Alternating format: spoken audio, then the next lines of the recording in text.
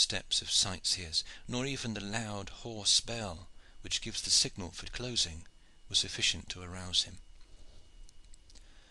Twilight deepened into darkness. The bustle from the Rue de Rivoli waxed and then waned. Distant Notre Dame clanged out the hour of midnight, and still the dark and lonely figure sat silently in the shadow. It was not until close upon 1 in the morning that, with a sudden gasp and an intaking of breath, Van Sittart Smith returned to consciousness. For a moment it flashed upon him that he had dropped asleep in his study chair at home. The moon was shining fitfully through the unshuttered windows, however, and as his eye ran along the lines of mummies and the endless array of polished cases, he remembered clearly where he was and how he came there. The student was not a nervous man. He possessed that love of a novel situation which is peculiar to his race. Stretching out his cramped limbs, he looked at his watch, and then burst into a chuckle as he observed the hour. The episode would make an admirable anecdote to be introduced into his next paper as a relief to the graver and heavier speculations. He was a little cold, but wide awake and much refreshed. It was no wonder that the guardians had overlooked him, for the door threw its heavy black shadow right across him. The complete silence was impressive. Neither outside nor inside was there a creak or a murmur. He was alone with the dead men of a dead civilization. What though the outer city reeked of the garish 19th century? In all this chamber there was scarce an article, from the shrivelled ear of wheat to the pigment box of the painter, which had not held its own against 4,000 years. Here was the flotsam and jetsam washed up by the great ocean of time from that far off empire, from stately Thebes, from lordly Luxor, from the great temples of Heliopolis. From 100 rifled tombs these relics had been brought. The student glanced around at the long silent figures who flickered vaguely up through the gloom, at the busy toilers who were now so restful, and he fell into a reverent and thoughtful mood.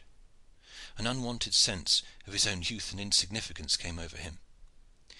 Leaning back in his chair, he gazed dreamily down the long vista of rooms, all silvery with the moonshine, which extend through the whole wing of the wide-spread building. His eyes fell upon the yellow glare of a distant lamp. John Van Sittart Smith sat up on his chair with all his nerves on edge. The light was advancing slowly towards him, pausing from time to time, then coming jerkily onwards. The bearer moved noiselessly. In the utter silence there was no suspicion of the pat of a footfall. An idea of robbers entered the Englishman's head. He snuggled up farther into the corner. The light was 2 rooms off. Now it was in the next chamber, and still there was no sound. With something approaching to a thrill of fear, the student observed a face floating in the air, as it were, behind the flare of the lamp. The figure was wrapped in shadow, but the light fell full upon a strange, eager face. There was no mistaking the metallic, glistening eyes and the cadaverous skin. It was the attendant with whom he had conversed.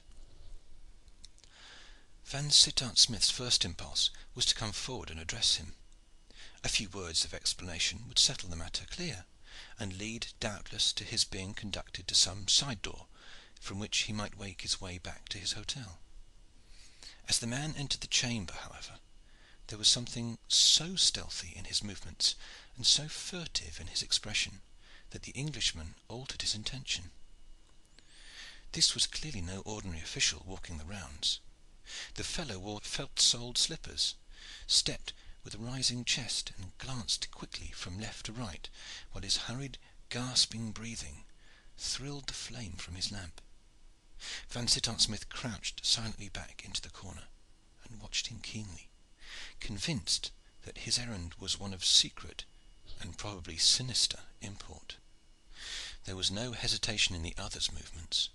He stepped lightly and swiftly across to one of the great cases, and, drawing a key from his pocket, he unlocked it.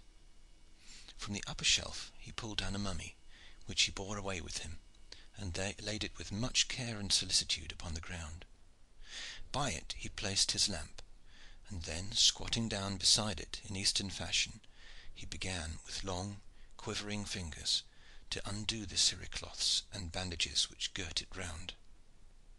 As the crackling rolls of linen peeled off one after another, a strong aromatic odour filled the chamber, and fragments of scented wood and of spices pattered down upon the marble floor.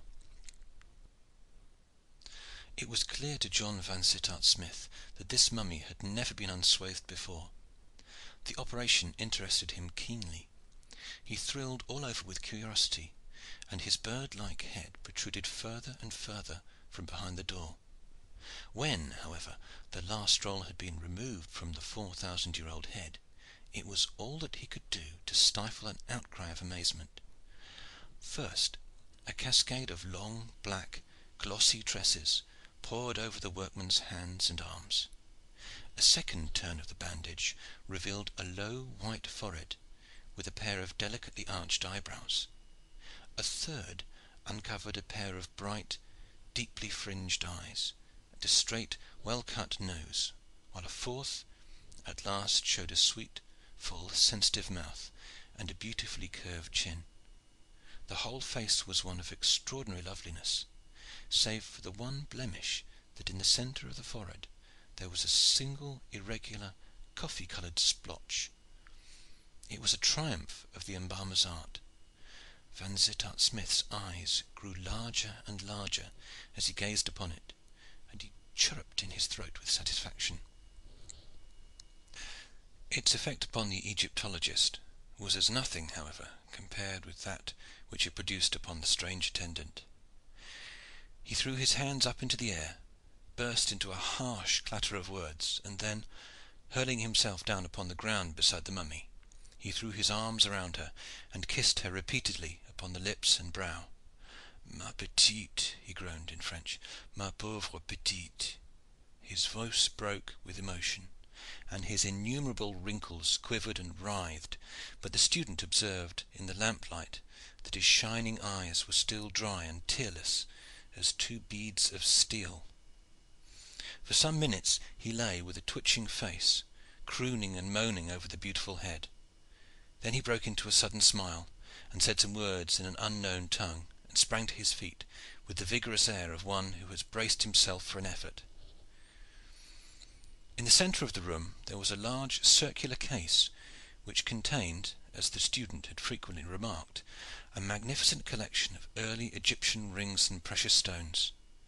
To this the attendant strode, and, unlocking it, threw it open.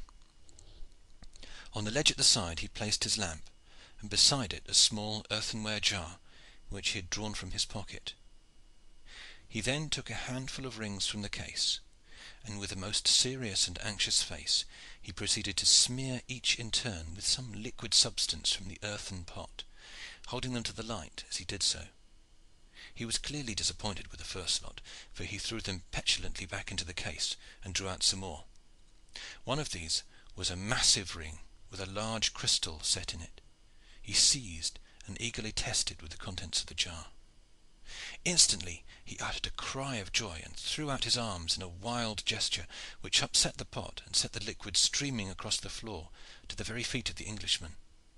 The attendant drew a red handkerchief from his bosom, and, mopping up the mess, he followed it into the corner, where in a moment he found himself face to face with his observer.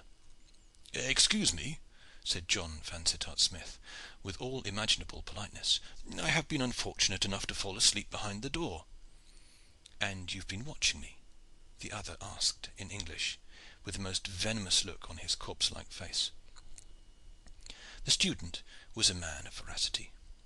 "I confess," said he, "that I have noticed your movements, and that they have aroused my curiosity and interest in the highest degree." The man drew a long, flamboyant bladed knife from his bosom.